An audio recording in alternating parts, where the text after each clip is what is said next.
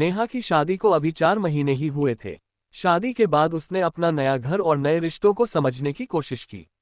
नेहा बहुत होशियार और स्मार्ट लड़की थी, लेकिन खाना बनाना उस पर नया था, क्योंकि उसका खुद का घर और खान पान थोड़ा अलग था। ससुराल में सबका खान पान भी अलग था, खासकर सासू माँ कमला जी का।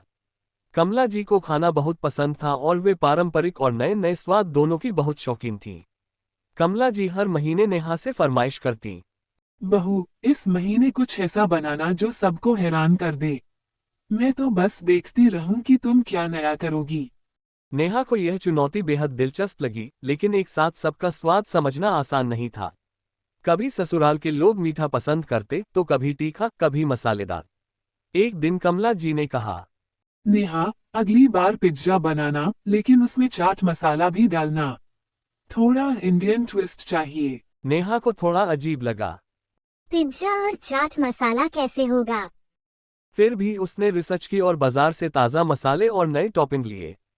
रसोई में नेहा ने बेस पर टमाटर की चटनी लगाई, ऊपर ढेर सारे हरी मिर्च, धनिया, पनीर और अपने बनाए चाट मसाले का छिड़काव किया। साथ ही ताज़ा पुदीना डाली। डिनर के वक्त जब पिज्जा टेबल पर रखा गया तो कमला जी ने एक बड़ा कौर लिया। उनकी आंखें चमक उठीं। नेहा, ये तो कमाल का स्वाद है। ऐसा कभी नहीं खाया। ससुराल के बाकी लोग भी चटकारे लेते हुए कहने लगे। वाह, बहू ने क्या कमाल कर दिया। नेहा के मन में खुशी की लहर दौड़ गई। उसे लगा कि वह ससुराल वालों के दिलों में जगह बनाने लगी है। कुछ दिनों बाद फिर फरमाइश आई। नेहा, अब कुछ डोसा वाला बनाओ, लेकिन बर्गर जैसा। नेहा ने सोचा, क्यों नहीं। उसने बाजार से ताज़ा दाल चावल का बैटर बनाया, डोसे का टेस्टी बैटर तवा पर डाला और अंदर मसालेदार आलू और हरी चटनी भरकर उसे बर्गर जैसा बना दिया। सभी को यह नया टेस्ट बहुत पसंद आया। कमला जी ने कहा, अब तो मेरी भी दाल रोटी की जगह ये डोसा बर्गर चलने वाला है। फरमाइशें बढ़ती गईं। नेहा ने चाय के स्वाद वाला केक बनाया, जो चाय की खुशबू और स्वाद दोनों लिए था, और लस्सी स्मूथी बनाई जो गर्मी में सबको ताजगी देती। घर में सब कहते, नेहा की रसोई में जादू है। हर फरमाइश पर नया टेस्ट और नया ट्विस्ट। धीरे धीरे कमला जी ने नेहा को सिर्फ बहू नहीं, बल्कि अपनी बेटी जैसा अपनाना शुरू किया।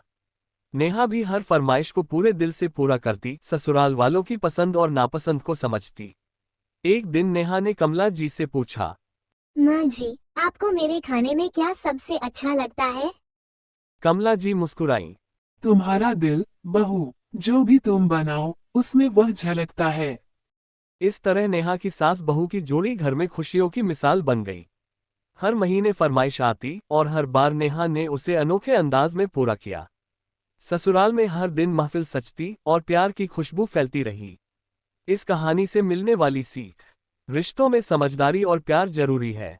नेहा ने अपने ससुराल वालों की पसंद नापसंद को समझकर उन्हें खुश रखा। रिश्तों को मजबूत बनाने के लिए एक दूसरे की बात सुनना और समझना बहुत जरूरी होता है। छोटे छोटे प्रयास बड़ा फर्क डालते हैं। हर महीने नई फरमाइश को पूरा करने में नेहा ने पूरी मेहनत और क्रिएटिविटी लगाई।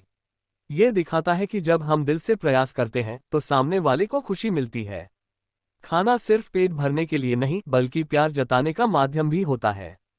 कमला जी और नेहा के बीच खाना एक सेतु बन गया, जिससे वे करीब आईं। खाना बनाना और खाना शेयर करना रिश्तों में मिठास बढ़ाता है। नई चीजें आजमाने से मत डरो। नेहा ने पारंपरिक से हटकर कुछ नया करने की हिम्मत दिखाई। पिज्जा में चाट मसाला, डोसा बर्गर। ये सिखाता है कि नया ट्राई करना हमें औरों से अलग और खास बनाता है। परिवार में हर सदस्य का योगदान महत्वपूर्ण होता है। चाहे वह सास हो या बहू, हर कोई मिलकर घर को खुशहाल बनाता है। एक दूसरे का सम्मान और सहयोग परिवार को मजबूत करता है।